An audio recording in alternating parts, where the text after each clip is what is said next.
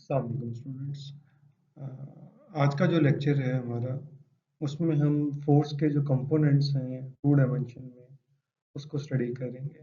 कुछ basic ideas के साथ हम मूव करेंगे। इसमें mostly revision of your concepts हैं और आई होप कि इस लेक्चर के बाद आप लोगों को कंपोनेंट्स के जो बेसिक्स हैं वो क्लियर हो जाएंगे। सबसे पहले हम बात करना चाहते हैं कि line of action of the force. उससे पहले फोर्स की डेफिनेशन अगर हम करें तो लॉट ऑफ मैनी वेज में हम उनको डिफाइन कर सकते हैं। यहाँ पे फोर्स से मुराद हमारी फिजिकल फोर्सेस हैं और मैकेनिक्स पॉइंट ऑफ व्यू से एक ऐसा एजेंट है फोर्स जो किसी चीज़ में उसकी स्टेट में चेंज लाने की कोशिश करता है। अब अगर हमारे पास कोई फोर्स है जो किसी ऑब्जेक्ट पे लग रही है, तो इस फोर्स की कॉन्सेप्ट को समझने के लिए कि अगर बॉडी हमारे पास रिजिड है और हम एक ऐसे इन्वायरमेंट में हैं फॉर द टाइम बिंग जहाँ पे फ्रिक्शन एग्जिस्ट नहीं करती और हम इस फोर्स का इफेक्ट देखना चाहते हैं, तो इस फोर्स को उस बॉडी पे उसके लाइन ऑफ एक्शन पे हम कहीं पे भी अप्लाई कर सकते हैं। अगर ये फोर्स का लाइन ऑफ एक्शन है तो इस बॉडी के ऊपर किसी भी पॉइंट पे इसके लाइन ऑफ एक्शन में अगर हम सेम फोर्स लगाते हैं जिसकी मैग्नीट्यूड सेम है, तो जो हमारा इफेक्ट होगा वो सेम होगा। इस प्रिंसिपल को आपने सर्च आउट करना है कि इस प्रिंसिपल का क्या नाम है, जिसमें हम ये कहते हैं कि रिजिड बॉडी में अगर आपने कोई फोर्स लगानी है तो वो फोर्स उस बॉडी के लाइन ऑफ एक्शन पे कहीं पे भी लग सकती है, like this. In both cases the effect will be the same. अब हम इस फोर्स के इफेक्ट को अंडरस्टैंड करने की कोशिश करते हैं कि लेट से हमारे पास ये ऑब्जेक्ट है और इसके ऊपर कोई फोर्स हमारी एक्ट कर रही है, तो मे बी ये फोर्स इस मैग्नीट्यूड की है कि इस ऑब्जेक्ट को वो मूव कर सके। तो व्हाट विल हैपन कि आपका जब ये फोर्स बॉडी पे लगेगी तो ये बॉडी यहाँ पे मूव कर जाएगी। तो ये वो इफेक्ट है जो एक फोर्स प्रोड्यूस करती है। लाजमी नहीं कि हमेशा यही इफेक्ट हो सकता है समटाइम ऑब्जेक्ट बहुत भारी हो और फोर्स उसको मूव ना कर सके। बट इस केस में अपने कॉन्सेप्ट को अंडरस्टैंड करने के लिए हम ये समझते हैं कि ये फोर्स इतनी मैग्नीट्यूड की थी कि इसने इस बॉडी को मूव कर दिया। और आप ये देखें, ये जो मूवमेंट है बॉडी की, ये भी in the direction of force है कि जिस डायरेक्शन में फोर्स एक्ट कर रही है। अंडरस्टैंड करने की कोशिश करेंगे जो कंपोनेंट्स ऑफ द फोर्स है उससे क्या मुराद है। कंपोनेंट्स जैसे हम आम अल्फाज में कहते हैं किसी भी चीज़ के कोई हिस्से हैं, तो मैकेनिक्स की पॉइंट ऑफ व्यू से हम जब फोर्स के कंपोनेंट्स की बात करते हैं तो हमारा ऑब्जेक्टिव ये होता है कि अगर हम कुछ फोर्सेस लगाएं जो सेम इफेक्ट प्रोड्यूस करें एज पर प्रीवियस प्रैक्टिस, तो उन फोर्सेस को हम उनका कंपोनेंट कहेंगे। लाइक दिस कि अगर आपके पास ये ऑब्जेक्ट है, इस पे आप एक फोर्स लगा रहे थे जैसे कि हमने प्रीवियसली देखा। अब हमारे मशीन डिज़ाइन में या हमारे स्ट्रक्चर में या कोई भी जहाँ पे हम अप्लाई कर रहे हैं, हमारे पास फोर्स को इस डायरेक्शन में लगाना फिजिबल नहीं है, कोई कंस्ट्रेंट्स हैं और हम चाहते हैं कि सेम इफेक्ट भी प्रोड्यूस हो। तो एक अल्टरनेट ऑप्शन ये है कि हम इस फोर्स की जगह एक हॉरिजॉन्टल फोर्स लगाएंगे और उसके इम्पैक्ट में आपका ऑब्जेक्ट इस तरह मूव करेगा। फिर अगर हम एक वर्टिकल फोर्स लगाते हैं और उसके बाद आपका ऑब्जेक्ट इस पोजीशन में पहुंच जाता है। अभी देखिए ये वही पोजीशन है जिसमें इनिशियली हमने स्टडी किया था अपने ऑब्जेक्ट को। अब अगर इन दो फोर्सेस के बाद हमारा ऑब्जेक्ट इनिशियल पॉइंट से फाइनल पॉइंट्स तक पहुंच जाता है जब हमने सिंगल फोर्स लगाई थी, तब हम इन दोनों फोर्सेस को कहेंगे component of the force. It means either we can apply a single force or we can apply the multiple force to produce the same effect, and if the effect is same then it will be called as the component of force. I hope कि आप इस concept को understand कर रहे हैं। जैसे कि हमने प्रीवियस प्रैक्टिस में देखा कि हमारे पास एक फोर्स थी और जो उसने इफेक्ट प्रोड्यूस किया वो हमने दो फोर्सेस के जरिए प्रोड्यूस किया था। अगर हम उसको हेड टू टेल रूल या वेक्टर कॉन्सेप्ट के जरिए ड्रॉ करते हैं, हम उस फोर्स की मैग्नीट्यूड लेते हैं और उसके मुताबिक कोई एरो ड्रॉ करते हैं और जो दो फोर्सेस हमने अप्लाई की थी उनकी मैग्नीट्यूड को एरो के हिसाब से और स्केल के मुताबिक हम सिलेक्ट करते हैं, उनकी लेंथ और उनकी डायरेक्शन लेके जाते हैं, तो आप देखें कि ये एक कंडीशन बनेगी। अब यहाँ पे जो चीज़ इम्पॉर्टेंट है वो ये है कि आपके पास either the force was moving from this direction to this, और ये लेंथ किसी स्केल के मुताबिक है। अब अगर हमने अल्टरनेट दो फोर्सेस लगाई हैं, एक की डायरेक्शन ये है और दूसरे की डायरेक्शन ये है, तो जब हम हेड टू टेल रूल के मुताबिक बात करेंगे तो यहाँ पे इसको क्लोज होना चाहिए डायग्राम को। और जो कंपोनेंट्स हैं ये येलो और रेड, इनकी ओरिएंटेशन ये होनी चाहिए कि जो आपकी मेन फोर्स है उसकी टेल से टेल मिलेगा और यहाँ पे हेड से हेड मिलेगा। तो इसके अलावा आपके पास कोई और ओरिएंटेशन नहीं है। तो जब भी हम इसको प्रैक्टिकली अगर हम नहीं कर सकते, हम थ्योरेटिकली कंपोनेंट्स को फाइंड आउट करना चाहते हैं, तो हम उस फोर्स को ड्रॉ अप करेंगे एज पर स्केल। और इस तरह हम अगर हम दो फोर्सेस को ड्रॉ करते हैं जैसे कि हमने प्रीवियस केस में देखा, तो इनकी जो मैग्नीट्यूड है एज पर लेंथ वो सेम ही होगी जो हमने प्रीवियस केस में देखा था। इन शॉर्ट हम ऑब्जेक्ट को यहाँ से यहाँ मूव करना चाह रहे थे। एक ऑप्शन ये था कि हम सिंगल ग्रीन फोर्स लगाएं, या हमने ये दो फोर्सेस लगाई और ऑब्जेक्ट हमारा यहाँ से दोबारा मूव कर गया। तो ये हेड टू टेल रूल का जो डायग्राम है ये हमें कंपोनेंट्स फाइंड आउट करने में आसानी करता है। अब यहाँ पे जो चीज़ ज़रूरी है वो ये है कि लाजमी नहीं कि आपके पास यही एक ऑप्शन है।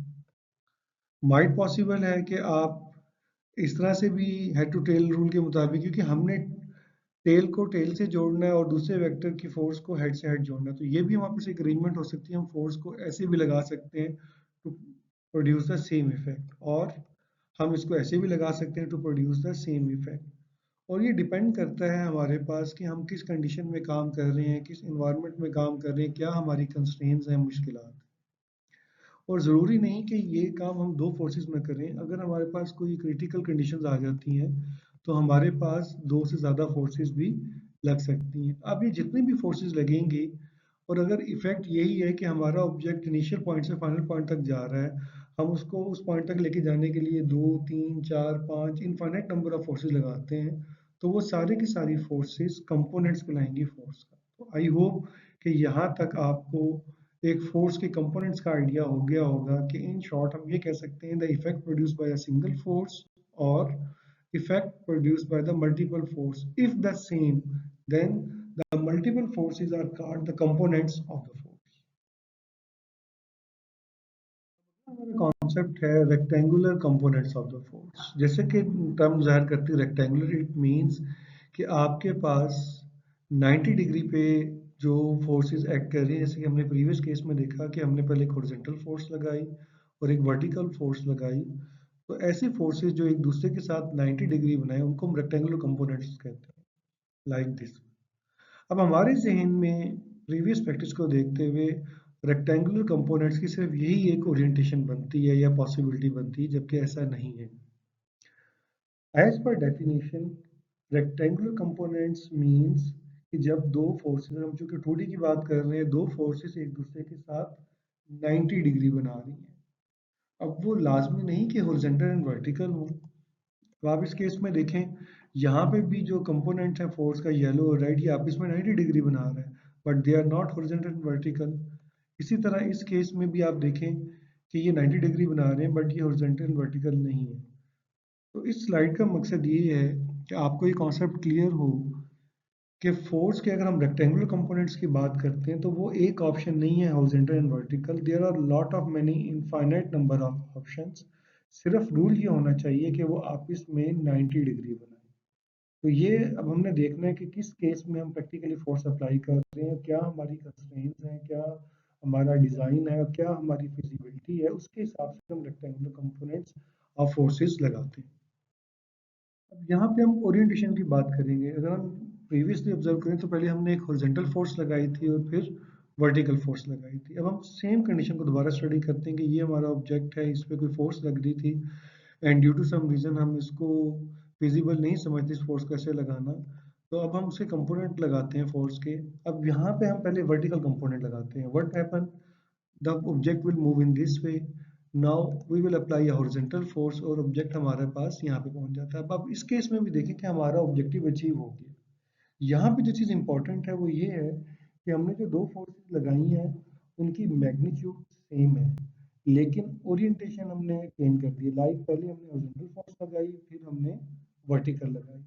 अब हमने पहले ये वर्टिकल लगा दिए और ये हॉरिजॉन्टल लगा दिए। तो ये जो कंपोनेंट्स हैं इनको हम कहते हैं सेट ऑफ कंपोनेंट। अगर आप सेट के कॉन्सेप्ट को स्टडी करें तो सेट के कॉन्सेप्ट में हम लिखते हैं 2, 3 या 3, 2, तो वो दोनों सेम होते हैं, क्योंकि सेट हमें किसी चीज़ के बारे में बताता है कि कमरे में लेट से क्या है जी, 4 कुर्सियां और एक टेबल है। या हम ये भी कह सकते हैं कि एक कमरे में एक टेबल और 4 कुर्सियां हैं, तो सेट को तो फर्क नहीं पड़ेगा। इसी तरह ये जो हमने फोर्स लगाई है, पहले हमने हॉरिजॉन्टल लगाई थी, फिर वर्टिकल लगाई थी, या हमने पहले वर्टिकल लगा दी फिर हॉरिजॉन्टल लगा दी, तो ये दोनों सेम सेट है, सिर्फ इनका ओरिएंटेशन अलग है। तो हम इनको ये नहीं कह सकते कि ये अलग अलग सेट है। जैसे कि हमने लास्ट स्लाइड में कहा कि रेक्टेंगुलर कंपोनेंट्स के बेशुमार ऑप्शन हो सकते हैं, तो ये ऑप्शन सेम है, सिर्फ इनकी ओरिएंटेशन हमने चेंज की है। तो इनको हम अलग सेट ऑफ कंपोनेंट्स नहीं कह सकते। तो अगर हम शो करना चाहें तो ये हम एक ओरिएंटेशन ये है और दूसरी ओरिएंटेशन ये है। अब इन दोनों केसेस में ये सेम फोर्सेस हैं, इनकी सेम मैग्नीट्यूड है, सेम डायरेक्शन है, लेकिन पहले हमने हॉरिजॉन्टल अप्लाई की फिर वर्टिकल की, या हमने पहले वर्टिकल कर दी फिर हॉरिजॉन्टल कर दी, तो ये कंपोनेंट्स आपके पास एक सेट के लाएंगे रेक्टेंगुलर कंपोनेंट्स का। इसी तरह अगर ये वाला केस हम देखें तो इसकी ओरिएंटेशन भी ऐसे बन सकती है, and in the same way इस केस की भी ओरिएंटेशन ऐसे बन सकती है। तो ये तीन डिफरेंट सेट्स हैं, ये 6 सेट नहीं है रेक्टेंगुलर कंपोनेंट्स के, ये 3 सेट्स हैं। हाँ, सिर्फ ओरिएंटेशन को हमने आगे पीछे किया होगा। अब हम आगे बात करते हैं कंपोनेंट्स के ऊपर कि अगर ये फोर्स हमारे पास F है और ये दो कंपोनेंट हमारे पास आ जाते हैं या ये कंपोनेंट्स आ जाते हैं, तो व्हाट हैपन, हम प्रीवियस प्रैक्टिस के मुताबिक ये देखते हैं कि ये हमारे पास एक्स और वाई एक्सिस हैं और हम इनका ये नाम रख देते हैं। अच्छा, और हमारे जहन में यही कॉन्सेप्ट रहता है कि भाई इसके अलावा और कोई ऑप्शन फिजिबल नहीं है, ये हॉरिजॉन्टल हमेशा एक्स होता है और वर्टिकल हमेशा वाई होता है। और अगर हम इस तरह से देखें तो हम अपने कंपोनेंट्स को कभी अज्यूम ही नहीं करते कि जनाब एक्स और वाई हॉरिजॉन्टल और वर्टिकल के अलावा भी कोई ऑप्शन हो सकता है। जैसे कि मैंने प्रीवियसली बात की कि रेक्टेंगुलर कंपोनेंट मींस कि वो कंपोनेंट एक दूसरे से 90 डिग्री बनाएंगे। अब अगर हम सेकंड केस में देखें, यहाँ पे भी एक्स और वाई 90 डिग्री ही बना रहे हैं एक दूसरे के साथ। तो जब वो 90 डिग्री बना रहे हैं तो आपने उसके हिसाब से इनको नाम दे देना है। तो यहाँ पे ये कॉन्सेप्ट भी क्लियर करने के x doesn't mean horizontal, why doesn't mean vertical. अगर रेक्टेंगुलर कंपोनेंट्स हैं तो ये एक दूसरे से आप 90 डिग्री बनाएंगे, तो ज़रूरी नहीं ये हॉरिजेंटल और वर्टिकल हो, ये किसी भी एंगल के ऊपर हो सकते हैं। इस केस के लिए आप खुद से स्टडी करें कि हमारा एक्स और वाई क्या होना चाहिए। तो हम बात करते हैं कि कंपोनेंट्स का हम नाम कैसे देते हैं। नॉर्मली हम कहते हैं ये हमारी फोर्स है, इसके ये कंपोनेंट्स हैं, या ये कंपोनेंट्स हैं और ये हमारे एक्सिस हैं। हम कहते हैं जनाब ये एक्स है और ये वाई, दैट्स फाइन। नॉर्मली हम ऐसे ही करते हैं, लेकिन ये ज़रूरी नहीं है कि हॉरिजॉन्टल हमेशा एक्स और वर्टिकल वाई हो। ऐसे भी पॉसिबल है कि आपके पास हॉरिजॉन्टल को हम वाई का नाम दे दें और वर्टिकल को एक्स का नाम दे दें, तब आप देखें कि हमने उस हिसाब से नाम देने। तो ये कॉमन मिस्टेक्स हैं कि स्टूडेंट्स ऑब्जर्व नहीं करते कि आपको अगर एक्सेस गिवन है तो वो उनके नाम क्या हैं। अगर तो आपको एक्सेस गिवन नहीं है, दैट्स फाइन, आप तो उसके हिसाब से अपना नाम एक्स हॉरिजॉन्टल को एक्स कह दें, वर्टिकल को वाई कह दें। लेकिन अगर क्वेश्चन में आपको एक्सेस गिवन है तो आपने उन नाम को फॉलो करना है जो एक्सेस पे गिवन है। हो सकता है वो एक्स डैश वाई डैश आपके एक्सेस हो सकता है एन टी आपके एक्सेस हो सकता है ए बी आपके एक्सेस हो। तो आपने कंपोनेंट्स को नाम उस हिसाब से देना है। और इन केस आपको क्वेश्चन में एक्सिस नहीं गिवन है तो आपने पहले अज्यूम करना है, डायरेक्टली एफ एक्स और एफ वाई नहीं लिखना। अगर आपको एक्सिस गिवन नहीं है तो आप वहाँ पहले एक्सिस ड्रॉ करें कि जनाब ये मेरा एक्स एक्सिस है, ये वाई है, और फिर आप उनको नाम दें। हम कुछ बेसिक्स की बात करते हैं कि एक ट्राइंगल है, राइट एंगल ट्राइंगल हमारे पास। इसमें ये एंगल 90 का होता है और इसको हम कहते हैं, इसके सामने वाली साइड को जो 90 डिग्री का हाइपोटेन्यूस कहते हैं।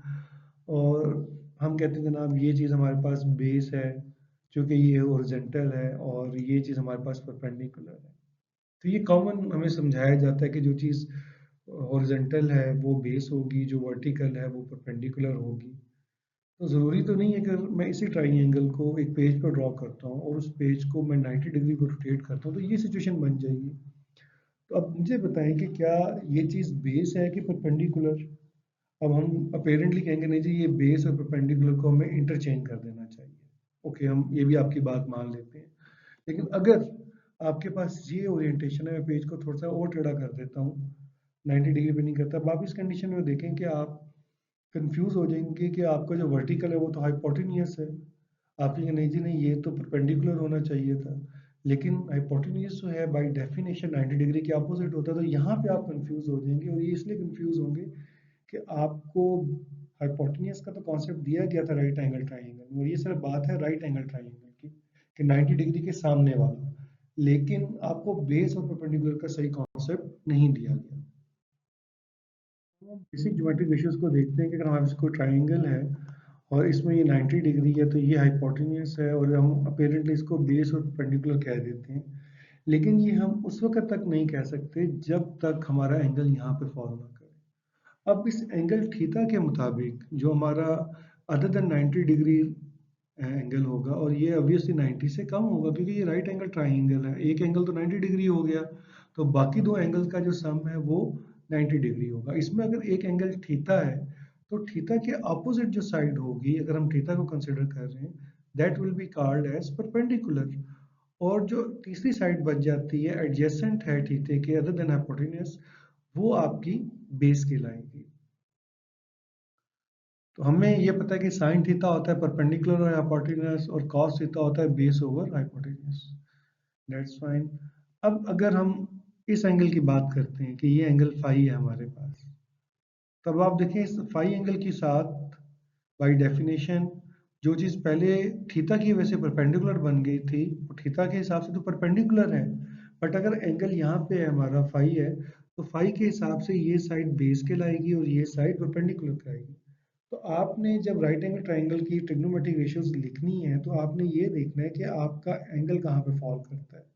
तो एंगल जो other than 90 degree under consideration है उसके मुताबिक आपने डिसाइड करना है which would be your base and which would be your perpendicular.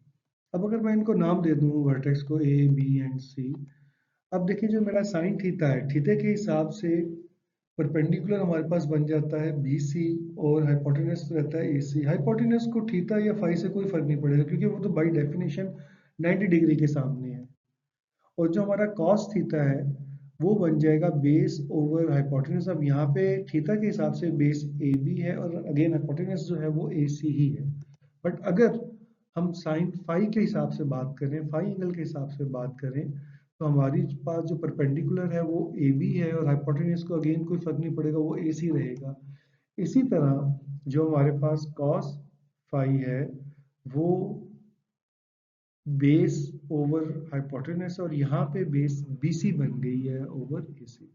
तो ये एक कॉमन एरर हमारे दूसरी तरफ हम ऑब्जर्व करते हैं कि आप जब न्यूमेरिकल सॉल्व करते हैं, जब कंपोनेंट्स की ज्योमेट्रिक रेशियोज की बात करते हैं, तो आपको एंगल के हिसाब से बाय डेफिनेशन बेस और परपेंडिकुलर का पता होना चाहिए ताकि आपके बेसिक ट्रिग्नोमेट्रिक रेशियोज खराब ना हो, और ये हमें आगे भी बेनिफिट देती हैं। तो यहाँ पे एक और चीज़ हम ऑब्जर्व करते हैं कि sine phi is equal to cos theta and sine theta is equal to cos phi. तो ये राइट एंगल ट्राइंगल में आप कह सकते हैं और आप देख भी लें रेशियोज के अंदर। और यहाँ पे दूसरी कंडीशन ये होगी चूंकि राइट एंगल ट्राइंगल है तो theta plus phi is equal to 90 degree. Obviously sum of all angles of a triangle is 180। उसमें से अगर एक एंगल 90 है तो बाकी दो एंगल का सम 90 होगा। और आप अपने कैलकुलेटर्स को भी अगर आप यूज़ करके देख लें तो साइन 45 और कॉस 45 की वैल्यू सेम आती है, साइन 30 की कॉस 60 की वैल्यू सेम आती है, साइन 40 की कॉस 50 की वैल्यू सेम आती है। अपने असल ऑब्जेक्टिव की तरफ आते हैं कि जो आपके पास कंपोनेंट्स हैं उनको हमने कैसे फाइंड आउट करना है। अब ये हमारे पास एक डिस्कशन थी कि ये हमारे पास एक फोर्स एफ है, इसके दो कंपोनेंट है एक्स एंड वाई, और ये हमारा एक्स एक्सिस है और ये हमारे पास वाई एक्सिस है। अगर यहाँ पे एंगल थीटा होगा तो इस हिसाब से अगर हम देखें तो साइन थीटा क्या बनता है परपेंडिकुलर ओवर हाइपोटेनस, और थीटा के हिसाब से जो एफ वाई है वो परपेंडिकुलर है और एफ जो है चूंकि वो 90 डिग्री के अपोजिट है तो वो हमारे पास हाइपोटेनस है। तो यहाँ से एफ वाई की वैल्यू आ जाएगी एफ साइन थीटा, जो कि आपको रटवाया जाता है कि F Y is equal to F sine theta. इसी तरह अगर हम कॉस थीटा की बात करें तो वो बेस ओवर हाइपोटेनस होगा, और थीटा के हिसाब से जो बेस है वो एफ एक्स है और डिवाइडेड बाय एफ। तो यहाँ पे F X is equal to F cos theta. अब ये वो चीज़ें जो हमें रटवा दी गई हैं और हम इस कॉन्सेप्ट को छोड़ने को राजी नहीं है, हालांकि ये ट्रिग्नोमेट्रिक रेशियोज पे डिपेंड करता है। तो व्हाट इफ अगर हमारे पास एंगल फाई आ जाए। अब देखिए फाई एंगल के हिसाब से अगर हम कंसिडर करेंगे तो एफ वाई फाई के हिसाब से परपेंडिकुलर है, और एफ वाई फाई के हिसाब से बेस है, और एफ एक्स फाई के हिसाब से परपेंडिकुलर है। तो अब आपका साइन फाई के पॉइंट ऑफ व्यू से देखें तो आपका F X is equal to F sine phi हो गया। तो आपका जो प्रीवियसली हमने एक रटा लगाया हुआ था कि जनाब F Y is equal to F sine के साथ होता है और एफ एक्स कॉस के साथ होता है, तो वो चेंज हो गया।